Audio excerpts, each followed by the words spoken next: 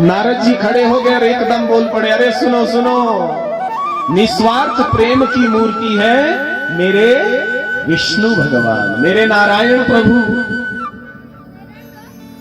सदा लक्ष्मी जी के साथ विराजमान रहते हैं, वो निस्वार्थ प्रेम की मूर्ति है।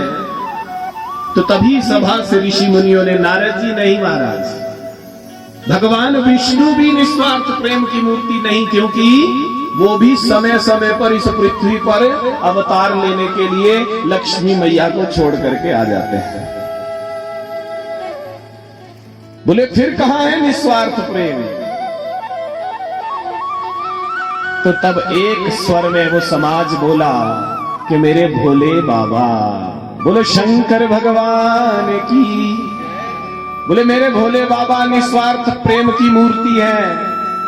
बोले कैलाश छोड़ करके कभी कहीं जाते ही नहीं, सदा कैलाश पर विराजमान रहते हैं और अपने प्रभु श्री राम जी का नाम जप करते रहते हैं। राम रामेति रामेति मने रामे मनोरमे, सहस्र नाम तत्तुल्यम राम नाम वरानने।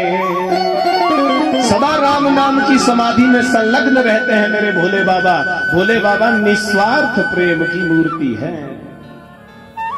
तुम्हारे नारद जी को ये बात थोड़ी खटक गई। नारद जी को नहीं, मेरे भगवान विष्णु जी के लिए इन्होंने निस्वार्थ प्रेम की मूर्ति नहीं कहा। नारद जी बोल पड़े, महाराज यदि भोले बाबा और माता पार्वती में मैंने खटपट करवा दी तो? सब लोग कहने लगे, बोले आप भी प्रयास करके देख लीजिए। तो नारद जी तुरंत वहां से चल दिए और सीधे पहुंचे कैलाश पर्वत पर। बोलो शंकर भगवान की। सीधे कैलाश पर पहुंचे। जैसे कैलाश में प्रवेश किया तो भोलेनाथ किसी कार्यवश कहीं गए थे। माता पार्वती बैठी हैं, नारद जी गए, माता ने स्वागत, आओ आओ नारद जी। कैसे आना हुआ? बोले मैया बस वैसे विचरण करते जा रहा था, सोचा आपके दर्शन करते हुए जाऊं। प्रेम से बोलो। भोले बाबा नहीं दिखाई दे रहे हैं? बोले किसी कार्यवश गए हैं बाहर। अच्छा,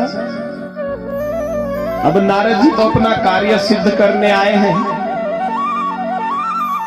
तो माता से वैसी व्यंग्य में पूछ पड़े, मैया मेरे भोले बाबा जो है ना, ये आपसे कितना प्रेम करते हैं, कितना प्यार करते हैं आपसे? माता पार्वती बोल पड़ी, अरे मेरे भोले बाबा मुझसे अनंत अथाह प्रेम करते हैं। ऐसी कोई बात नहीं जो आज तक उन्होंने मुझे नहीं बताई। और तो और बोले गुरु मंत्र किसी को बताना नहीं चाहिए। प्रेम से बोल दो। जो हमें अपने गुरु महाराज जी से मंत्र मिलता है ना कान में, वो किसी को बताना नहीं चाहिए। पर मेरे भोले बाबा ने तो वो मंत्र भी मुझे बता रखा। इतना प्रेम मुझसे करते हैं भोले बाबा। बोले अच्छा भैया। हाँ, बस नारद जी को मिल गया मौका, बोल पड़े, अच्छा भैया एक बात मेरे मन में सदा खटकती रहती है। कौन सी? बोले भोले बाबा के गले में मैं मुंडों की माला हमेशा देखता हूं, पर ये आज तक पता नहीं चला कि वो मुंड किसके पहन करके घूमते हैं। प्रेम से बोलो। पर आपको भोले बाबा सब कुछ बताते हैं तो आपको जरूर पता होगा वो किसके मुंड है जो गले में धारण किए हैं। अब मैया की खोपड़ी चक्कर खाएगी कि आज तक ना भोले बाबा ने बताया और ना ही कभी हमने पूछा कि ये किसके मुंड पहन करके घूमते हो। बोले ये तो हमने कभी पूछा नहीं। अच्छा मैया, चलो कोई बात नहीं। अच्छा एक बात और बताना, ये अमर कथा के बारे में तो आपको पता ही होगा ना। अब मैया फिर सर खुजाने लगी, ये अमर कथा क्या है? बस अरे बोले भोले बाबा अमर कथा ऐसे थोड़ी किसी को बताते हैं, ये तो उसी को बताते हैं जिससे वो बहुत प्रेम करते हैं। पर चलो कोई बात नहीं मैया। बाबा ने नहीं। अब मैया के तो वही दिमाग में, अच्छा इसका मतलब भोले बाबा मुझसे प्रेम ही नहीं करते हैं। अब मैया ये तो आप जानो, अब इसका पता हमें नहीं। पर ठीक है मैया, मैं तो दर्शन करने आया था, आपके दर्शन हो गए, भोले बाबा आए तो उन्हें मत बताना कि मैं आया था, मैं चलता हूं। प्रणाम किया, चल जाए। प्रेम से बोलो, क्योंकि उनका काम तो हो गया। अब मैया चक्कर में पड़ी, अरे कहते तो हैं कि मुझसे बड़ा प्रेम करते हैं और इतनी गूढ़ गूढ़ बातें आज तक मुझे नहीं बताई। आने दो आज। अब मुख उठा करके बैठी, नाक चढ़ा करके भोले बाबा अपने भजन करते हुए कैलाश में प्रवेश किए। तुम्हारा आज ना कोई आव भगत हुई, ना कोई जलपान, ना चाय पान, कुछ नहीं। बैठे हैं, देख रहे हैं सूरत, आज क्या चक्कर है भाई, आज बड़ा मूड खराब लग रहा है। बात शुरू करना चाह रहे, कहां से शुरू करूं? तो वैसे व्यंग्य में पूछ लिया, अरे देवी वो गणेश कार्तिकेय कहीं दिख नहीं रहे, कहां गए हैं? तो मैया झिड़क करके बोल पड़ी, अरे यहीं खेल रहे होंगे, कहीं सिर पे बिठा के रखूं क्या? प्रेम से बोल दो। बाबा कह रहे, नहीं नहीं मैया ऐसी कोई बात नहीं, आप क्रोध क्यों कर रही हैं? क्या बात है, किस बात से क्रोधित हो? तो अब मैया बोल पड़ी, अरे मुझसे बड़े प्रेम की बातें करते हो, लेकिन बड़े गूढ़ रहस्य मुझसे छुपा के रखते हो। बोले देवी मैंने तुमसे कौन सी बात छुपाई है? तो मैया बोल पड़ी, अच्छा ये बताओ, ये गले में जो मुंडों की माला आपने पहन रखी, ये मुंड किसके हैं?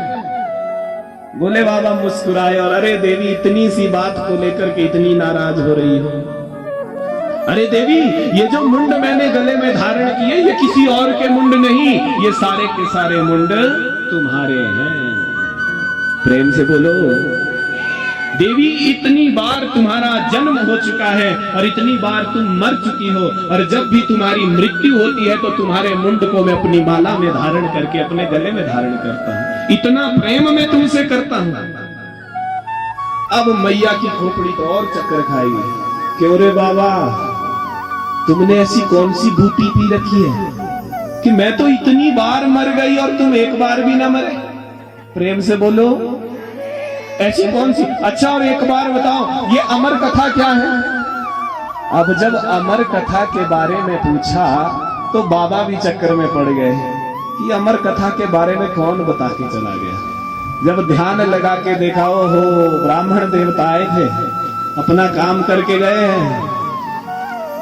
तब मैया से बोले, मैया पार्वती ये अमर कथा का ही तो प्रभाव है कि तुम इतनी बार मर गई और मैं एक बार भी नहीं मरा। मैंने अमर कथा का पान किया है और उसी अमर कथा के प्रभाव से मैं अमर हो गया हूं। प्रेम से बोल दो। जो भी इस अमर कथा को सुनता है वो अमर हो जाता है। मैया हाथ जोड़ के कहने लगी, बाबा मैं भी अमर कथा सुनना चाहती हूं, मुझे भी अमर कथा सुनाइए। मैं किसी को नहीं बताऊंगी, मैं किसी से नहीं कहूंगी। भोलेनाथ कहने लगे, कोई बात नहीं देवी, हम आपको भी सुनाए देते हैं। प्रेम से बोलो। कैलाश पर्वत कल्पतरु वृक्ष के नीचे भोले बाबा आसन पर बैठे, सामने माता पार्वती आसन पर बैठ गई। भोले बाबा आज माता पार्वती को अमर कथा सुनाने जा रहे हैं।